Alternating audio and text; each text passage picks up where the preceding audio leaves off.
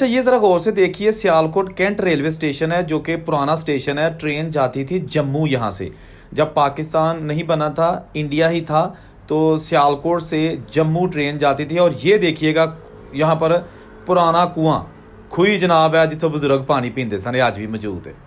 ਵੇਖੋ ਤੁਸੀਂ 47 ਦੀ ਵੰਡ ਤੋਂ ਪਹਿਲੇ ਦੀ ਬਣੀ ਖੂਹੀ, ਸਿਆਲਕੋਟ ਦਾ ਪੁਰਾਣਾ ਬੂਤ ਬੰਗਲਾ ਰੇਲਵੇ ਸਟੇਸ਼ਨ ਤੇ ਉਹਦੀ ਖੂਹੀ ਤੇ ਉਹਦੇ 'ਚ ਪਾਣੀ ਅੱਜ ਵੀ ਹੈਗਾ।